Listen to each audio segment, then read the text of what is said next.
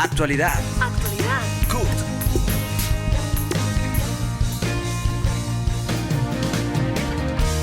Actualidad. CUT. Actualidad. CUT.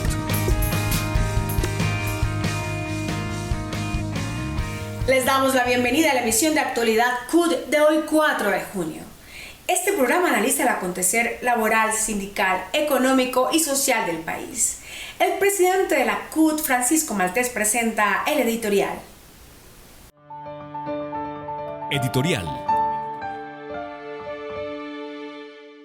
Desconociendo la realidad nacional, empresarios y gobiernos se unieron en la OIT para excluir a Colombia de la lista corta de los países que más violan los derechos laborales y humanos. Desconoce la OIT sus mismas recomendaciones que a través de la comisión de expertos le ha hecho al gobierno colombiano sobre lo que se denomina la violencia antisindical en Colombia, que consiste en asesinatos, persecuciones, amenazas, estigmatización y la violación a la negociación colectiva, la implementación de los pactos colectivos para obstruir el crecimiento y el desarrollo de los sindicatos. También desconoce esta decisión las recomendaciones de la OCDE en materia de libertad sindical, las recomendaciones de la Unión Europea, las recomendaciones del Departamento de Trabajo de Canadá y de los Estados Unidos sobre violencia antisindical en Colombia. Lastimosamente, la OIT ha tomado esta decisión de excluir a Colombia de la lista corta de los países que más violan los derechos laborales y humanos, desconociendo las realidades que vivimos en nuestro país.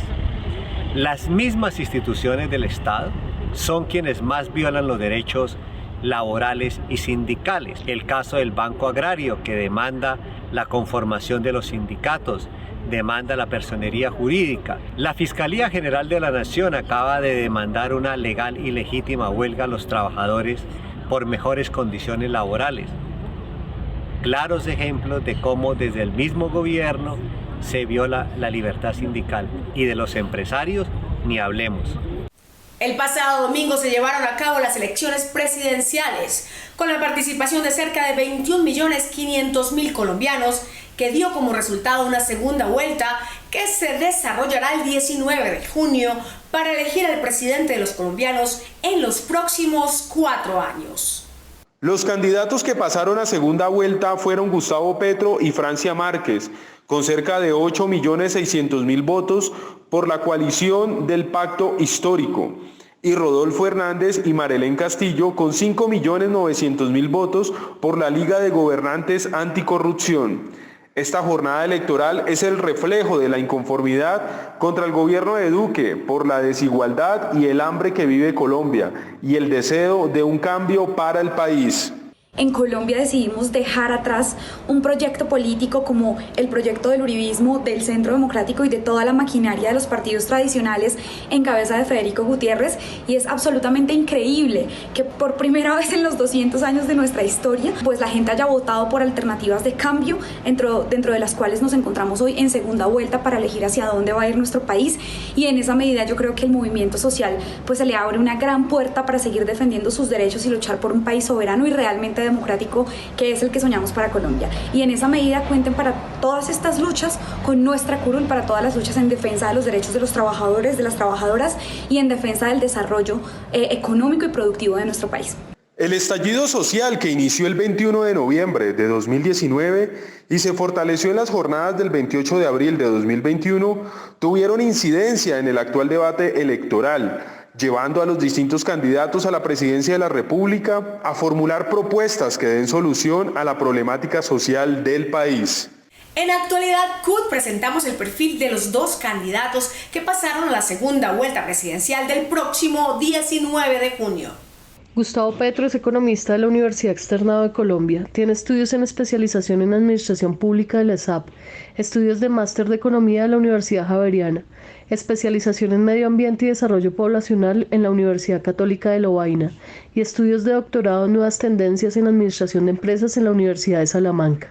Petro llegó a la Cámara de Representantes en 1991 por el departamento de Cundinamarca, con el apoyo del movimiento Alianza Democrática M19 que ayudó a fundar luego del proceso de paz. Participó en la redacción de la Constitución de 1991. Ha sido congresista en varios periodos, alcalde mayor de Bogotá de 2012 a 2015. En 2018, candidato presidencial por el Movimiento Significativo de Ciudadanos Colombia Humana, con una votación histórica de más de 8 millones de votos. Un luchador contra la corrupción. Desde el Congreso destapó escándalos como el de Odebrecht y su relación con la Fiscalía, el carrusel de la contratación, la zona franca de Occidente, las chuzadas del DAS, el manejo de los fondos públicos por parte de la DIAN, entre otros. Su fórmula vicepresidencial es Francia Márquez Mina, quien nació en el municipio de Suárez, Cauca, en 1981. Es una líder social, activista medioambiental, defensora de derechos humanos, feminista, abogada y política colombiana, que podría convertirse en la primera vicepresidenta afrocolombiana del país el próximo 19 de junio. Rodolfo Hernández nació en el municipio de Piedecuesta, Santander. Es ingeniero civil de la Universidad Nacional, alcalde de Bucaramanga en el periodo 2016-2019, empresario de la construcción y fundador del movimiento Liga de Gobernantes Anticorrupción. Su fórmula vicepresidencial es Marelén Castillo, de 53 años, ingeniera industrial de la Universidad Autónoma de Occidente, magíster en Administración y Gestión de Empresas. Además, es licenciada en Biología y Química de la Universidad Santiago de Cali, profesora de la Universidad Santiago de Cali y en el 2011 asumió como rectora de la Uniminuto Virtual y a Distancia.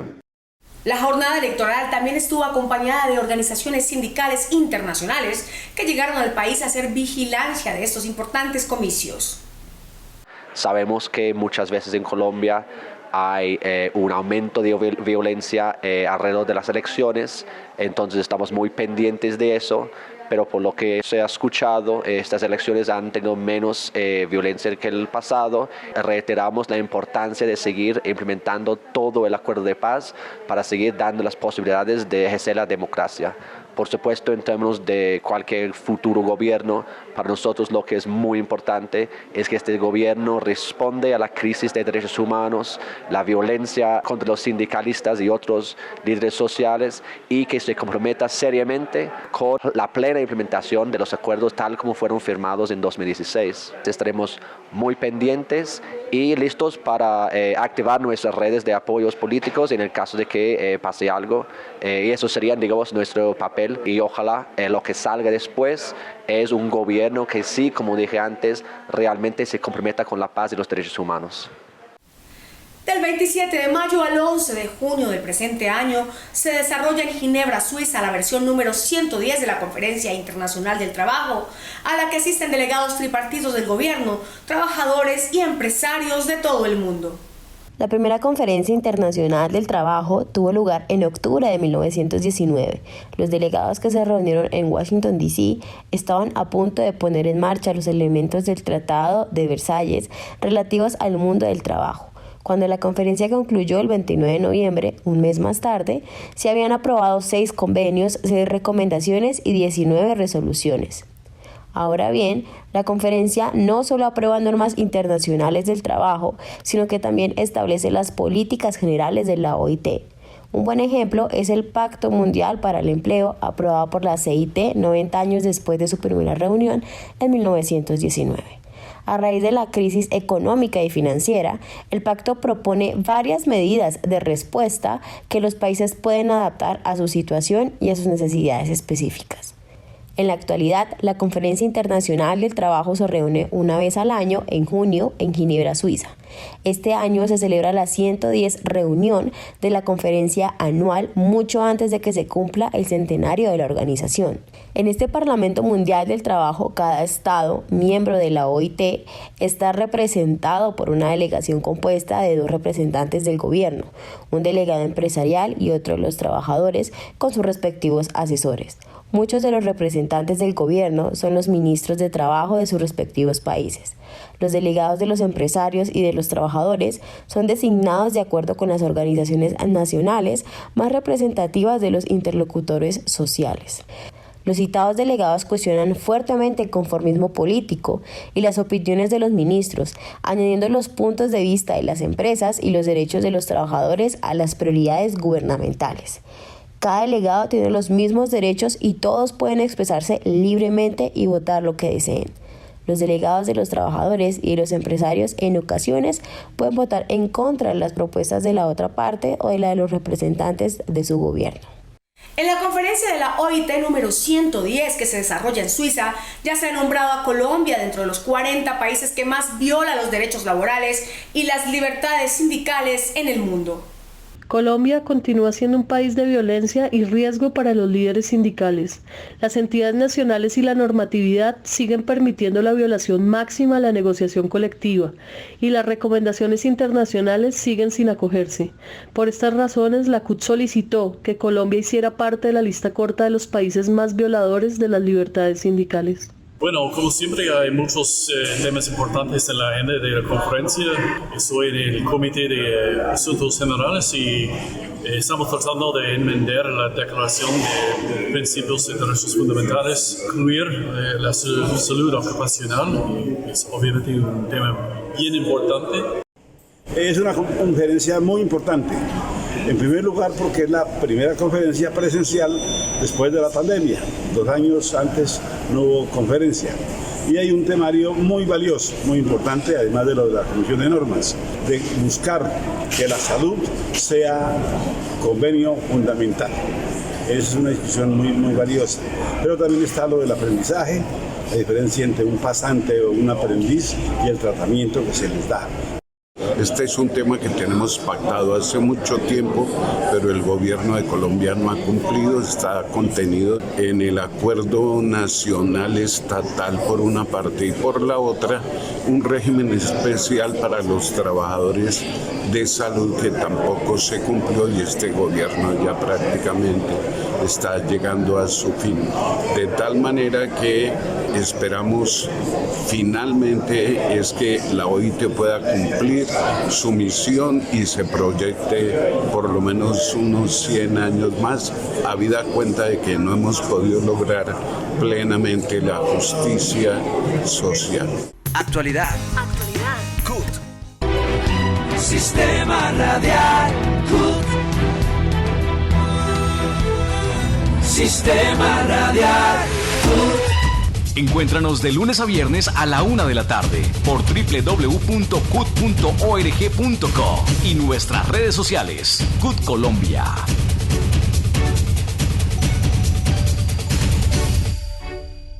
FECODE alerta sobre la intención del gobierno nacional en el proceso de contratación de los servicios de salud del magisterio que busca imponer la Ley 100 y las EPS en la prestación de salud para los más de 300.000 profesores en Colombia y sus familias. Siguiendo la política orientada por la OCDE y demás agencias internacionales de profundizar la privatización de la salud para el beneficio de las cada vez más monopolistas EPS y propiciar la división de los servicios de salud de los maestros y maestras, Duque está comprometido con una reforma que afecta el derecho a la salud en el trabajo de más de 300.000 maestros y sus familias. El gobierno nacional, en la última exposición, está planteando después de 2 meses, 17 días de silencio, la imposición de un proyecto de decreto que modifica el decreto 780, que es el decreto máximo de salud y seguridad social, y plantea entonces que quienes vayan a aspirar a la invitación pública en salud para el magisterio colombiano, esta vez puedan ser las EPS y la medicina prepagada, empresas prestadoras del servicio de salud. Unas empresas que tienen tarjeta roja, tarjeta amarilla, están quebradas. Pretenden entonces ahora desde el gobierno nacional, mediante un proyecto de decreto que tiene el aval del Ministerio de Salud, que el magisterio colombiano contamine sus recursos, que hoy los tiene en el FOMAC, y pase hoy a que les atienda una EPS o la medicina prepagada. ¿Cuál es el atentado contra nuestro modelo? Que el magisterio tiene unas garantías que nos hemos ganado a calor de la ley 9189. No tenemos un vademécum limitado, no tenemos preexistencias, no tenemos copago, no tenemos límite para poder ir al médico, tenemos atención de las enfermedades de alto riesgo, es decir, tenemos unas garantías tan importantes que nos las hemos ganado en la lucha, que no serán las mismas que aparezcan en las EPS, que atienden al pueblo colombiano en el sistema general y que obviamente en igualdad de condiciones el magisterio allí no va a contar con todas las garantías que hemos ganado en un modelo excepcional que tenemos que lo garantiza el artículo 279 de la Ley 100 del 93. El mencionado proyecto de acuerdo pretende entonces modificar la Ley 91 del 89 para viabilizar el negocio de la salud que desmontamos con el estallido social cuando archivamos el proyecto de Ley 010, pero hoy lo oxigena y se lo aplica al régimen especial del Magisterio colombiano y a todos los regímenes especiales. En la actualidad, CUT habla Over Dorado, director del Departamento de Investigación y Proyectos de la Central. La Central Unitaria de Trabajadores CUT apoya para la segunda vuelta presidencial el cambio por la vida. Estamos apoyando además la esperanza, estamos apoyando además todo lo que tiene que ver con la democracia y estamos apoyando las grandes transformaciones en el proceso de transición democrática que requiere nuestro país, nuestra Colombia. En ese sentido, a todos y a todas los compañeros, compañeras, trabajadores y trabajadoras, los convocamos a ponerse la camiseta porque este país salga y luche por su libertad, por su soberanía, por una democracia auténtica y obviamente porque directamente estemos con la vida digna y el trabajo digno. Trabajadores sindicalizados de la empresa Nestlé realizaron un mitin el pasado 1 de junio a las 9 a.m. para exigir cumplimiento de la convención colectiva para el beneficio de los trabajadores, los usuarios y la nación. Estamos enfrente de las oficinas de la multinacional Nestlé, empresa líder en alimentos en el mundo. Hoy básicamente pues porque nos están violando los acuerdos convencionales, no respetan y violan el libre derecho de asociación sindical. Estamos denunciando las políticas de la administración que reprime, que nos tiene coartados en varios de los derechos que firmamos el año pasado en una convención colectiva. Esta multinacional nos está discriminando, nos viola acuerdos pactados en la convención colectiva como son fondo de vivienda, como son acuerdos de las becas, como son acuerdos de unos montos de deporte, recreación y cultura para todos los trabajadores y esparcimiento para todas nuestras familias. Esta multinacional encabeza el señor Antonio Núñez, a quien ya le hemos enviado 2 cartas para que se siente a dialogar con todos los trabajadores en pro del diálogo, en pro de la concertación, pero que el señor se ha dignado a negar ese acercamiento. Por eso nos vemos en la obligación de unir estas alianzas y hacer todas nuestras denuncias amparado en la Constitución Política, artículo 37, donde podemos manifestarnos en la protesta. Esperemos que la organización evite seguir generando todo este tipo de problemáticas y todo este tipo de sucesos que lastimosamente hemos tenido que hacer para hacernos escuchar. Washington anunció que aliviará sus restricciones para viajes y remesas a Cuba, así como para las negociaciones de la principal petrolera estadounidense en Venezuela. Estas medidas son limitadas y están lejos de suponer una normalización de las relaciones de Estados Unidos con los gobiernos de ambos países. Pero sí resulta evidente el giro que la Casa Blanca de Joe Biden busca darle a la estrategia de mano dura diseñada por el anterior presidente Donald Trump para estos países. En la misma línea, se hace necesario que Colombia analice a profundidad su política internacional y la situación que se vive en la frontera entre Colombia y Venezuela. El restablecimiento de las relaciones entre Colombia y Venezuela es un tema muy importante. Son varias las consideraciones en este punto sobre la importancia de este restablecimiento. Primero, las relaciones diplomáticas entre países deben ser cordiales y respetuosas, acordes con las normas internacionales. Esto es independiente de quién gobierne en cada país. Segundo, esta es una frontera de más de 2.000 kilómetros, históricamente muy integrada muy ligada en términos de comercio y de intercambios. Es la segunda por su tamaño más grande en el continente después de la frontera entre México y Estados Unidos. Las poblaciones de lado y lado en Colombia y Venezuela han sufrido pérdidas enormes por cuenta del cierre tan prolongado de la frontera. Tercero, esta es una frontera muy conflictiva, con escasa presencia histórica del Estado en ambos lados, pero especialmente en Colombia. En la frontera ha sido escenario de intentos de derrocar al gobierno vecino por parte del gobierno de Duque. La pandemia agravó las condiciones de desigualdad y discriminación de las mujeres en el mundo. De acuerdo con la Organización de las Naciones Unidas, ONU, más de 240 millones de mujeres entre los 15 y los 49 años son alcanzadas por la violencia. Y en países de ingresos medios, 2 de cada 5 mujeres han sufrido agresiones físicas o psicológicas.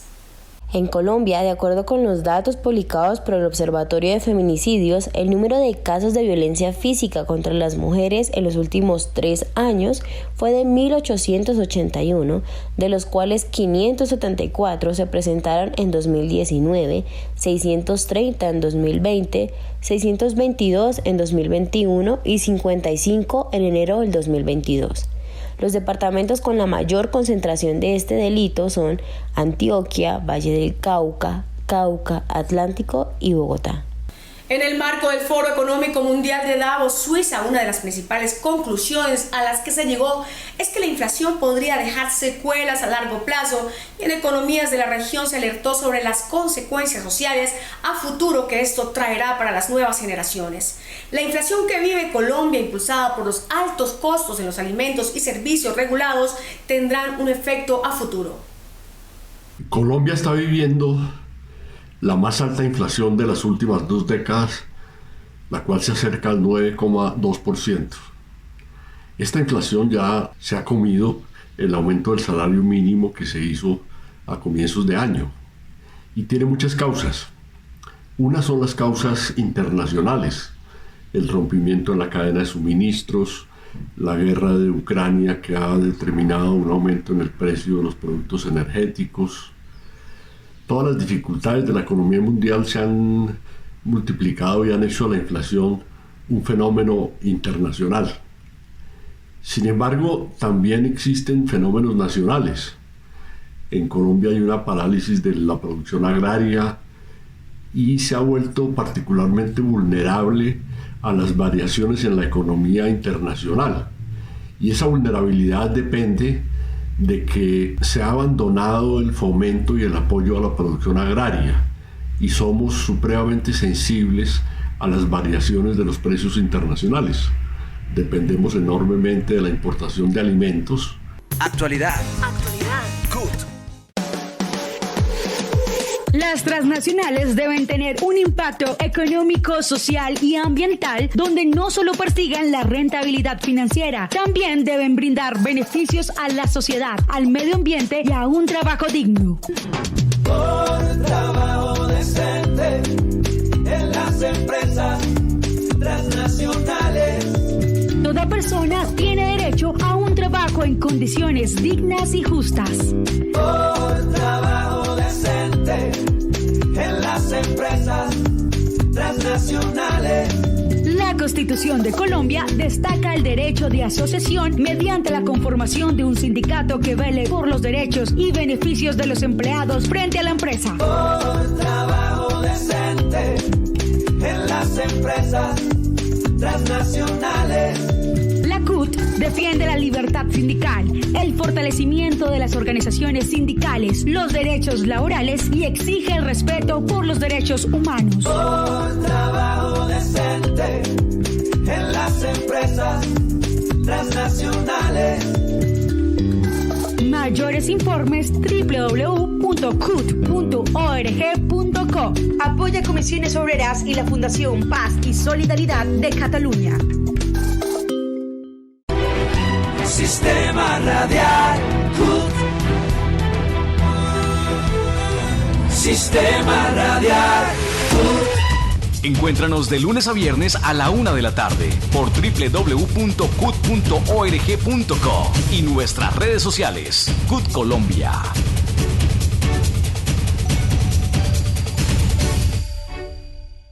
Hemos llegado al final de esta emisión. Les agradecemos por acompañarnos y los invitamos a seguirnos en nuestras redes sociales, donde nos encuentran como CUT Colombia. No olviden escucharnos en el sistema radial CUT por www.cut.org.co. Los esperamos el próximo sábado en Actualidad CUT, el programa de los trabajadores colombianos.